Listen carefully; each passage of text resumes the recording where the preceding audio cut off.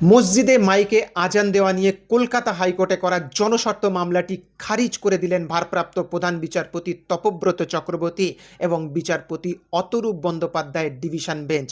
রাজ্য সরকারের পক্ষ থেকে অ্যাডভোকেট জেনারেল এজি আদালতকে জানান যে পুলিশ বা প্রশাসনের পক্ষ থেকে মসজিদে লাউডস্পিকার খুলে নেওয়ার জন্য কোনো লিখিত বা আনুষ্ঠানিক নির্দেশ জারি করা হয়নি।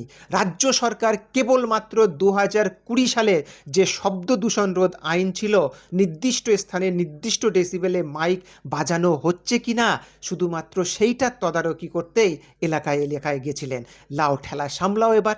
অর্থাৎ রাজ্য সরকারের আইনজীবী সরাসরি কোর্টে বিষয়টা এই বলে এড়িয়ে গেলেন যে মাইক খোলার জন্য তো কোনো লিখিত নির্দেশই দেওয়া হয়নি, তাই পুরো বিষয়টাই যেহেতু মৌখিক তত্ত্বের উপর ভিত্তি করে মামলা করা হয়েছে, তাই হাইকোর্ট জানান সংবাদপত্রের প্রতিবেদন এবং পুলিশের মৌখিক নির্দেশের উপর ভিত্তি করে কোনো মামলাই চলতে পারে না, তাই খারিজ করে দিলেন। তাহলে এই রায়ের পর বর্তমান পরিস্থিতি কি দাঁড়ালো?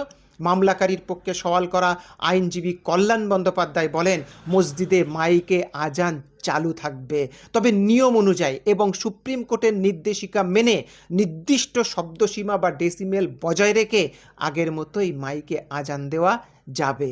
যেহেতু রাজ্য সরকার কোনো লিখিত নির্দেশ দেয়নি, তাই পুলিশের মৌখিক কথায় কোনো মসজিদ কর্তৃপক্ষকে মাইক খুলতে হবে না। তাহলে যেসব মসজিদ থেকে অলরেডি মাইক খুলে ফেলা হয়েছে সেগুলোতে কি হবে?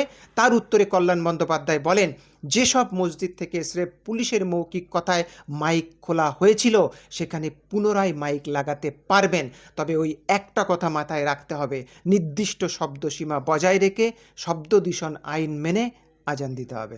এরপর থেকে কোনো মসজিদে কোনো মাইক খুলবেন না, পুলিশ ওরাল অর্ডার দিলে কেউ খুলবেন না।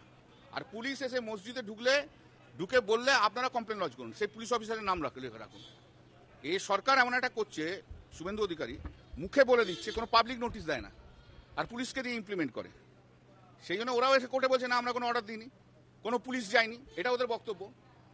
তাই আমারও বক্তব্য যে যেখানে আছেন কেউ পুলিশের কথাতে মুখের কথায় কিছু শুনবেন না।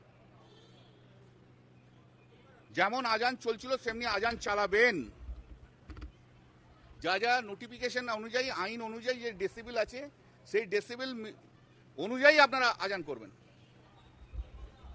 কিন্তু ওরালি কেউ বললো, কে থানার বড়বাবু বললো, কি ছোটবাবু বললো, বা পুলিশ এলো বললো বন্ধ করে দিন, কেউ বন্ধ করবেন না, নিশ্চয়ই আবার লাগাবেন।